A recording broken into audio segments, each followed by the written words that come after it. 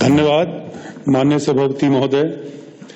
नियम 130 के अंतर्गत माननीय सदस्य श्री जीतराम कटवाल जी द्वारा प्रस्ताव लाया गया है कि हिमाचल पथ परिवहन निगम की कार्यप्रणाली और पिछड़े क्षेत्रों में बस सेवाओं की व्यवस्था में सुधार पर यह सदन विचार करे।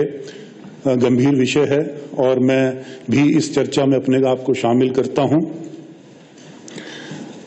अध्यक्ष महोदय, विकट परिस्थितियों व आर्थिक तंगी के बावजूद HRTC द्वारा बहुत सराहनीय कार्य किया जा रहा है।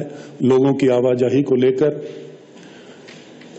कोरोना महामारी काल से पूरा प्रदेश, पूरा विश्व प्रभावित हुआ और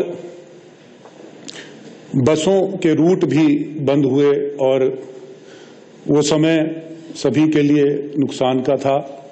लेकिन समय के साथ स्थिति में सुधार आया और वर्तमान में मैं अपने अर्की विधानसभा क्षेत्र की बात करूंगा।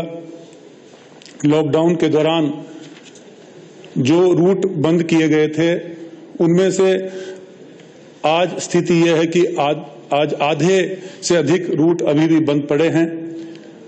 मैं आपके माध्यम से, सदन के माध्यम से ये आग्रह करना चाहूंगा माननीय ट्रांसपोर्ट मिनिस्टर से कि उन रूटों को दोबारा से बहाल किया जाए, क्योंकि अब तो स्कूल और कॉलेजेस भी खुल गए हैं और छात्र छात्राओं को आने जाने में मुश्किल हो रही है।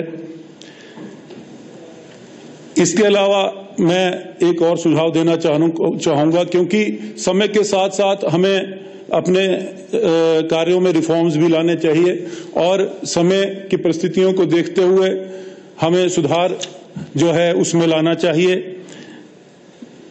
मैं अर्की विधानसभा क्षेत्र की बात करूंगा। मेरे 72 पंचायतें हैं और 4 क्लस्टर ऐसे बनाए जाए, उसमें मुद्रिका बस सेवा की व्यवस्था की जानी चाहिए और उसका समय इस तरह से जुड़ना चाहिए कि जो हमारे छात्र छात्राएं जो स्कूल जाने का समय और स्कूल से आने का या कॉलेज से आने का समय, वो उसमें उस दौरान जो है उन मुद्रिका बस सेवाएं वो चलनी चाहिए। मेरा एक सुझाव है। और साथ में इलेक्ट्रिक बसेस, क्योंकि हमें ये भी देखना है कि हमारे लोगों को प्रदूषण से फ्री जो वातावरण मिले।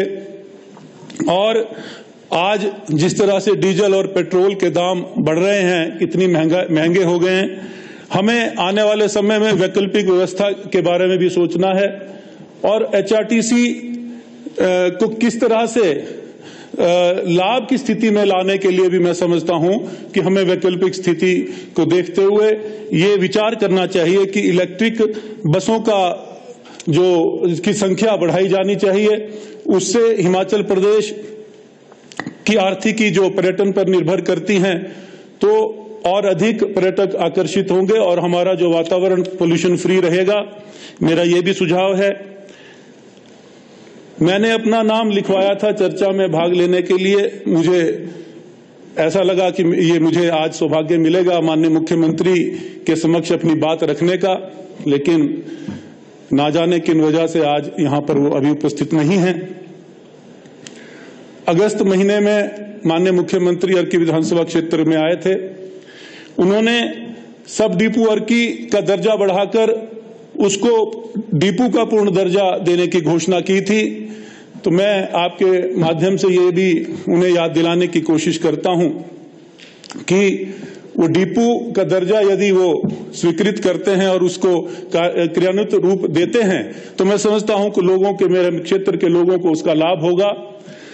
और जो 50% से अधिक रूट जो बंद पड़े हैं अर्की विधानसभा क्षेत्र में, वहां पर 2 रीजन, एक अर्की सोलन RM के अंडर कुछ रूट्स हैं और कुछ रूट्स जो है RM नालागढ़ के अंडर हैं और शिमला डिवीजन के अंडर हैं। तो उन रूटों के बहाली के लिए भी मैं आपसे आग्रह करना चाहूंगा। आपने मुझे समय दिया, आपका बहुत बहुत धन्यवाद। Thank you. हमसे जुड़े रहने के लिए हमारे YouTube चैनल को सब्सक्राइब करें और नई वीडियो की नोटिफिकेशन के लिए बेल आइकॉन को दबाएं। अगर आप ये वीडियो Facebook पर देख रहे हैं तो लाइक जरूर करें और ज्यादा से ज्यादा शेयर करें। इसी तरह के और भी अपडेट्स के लिए फॉलो करें हमारा Instagram पेज himachal.kstreet।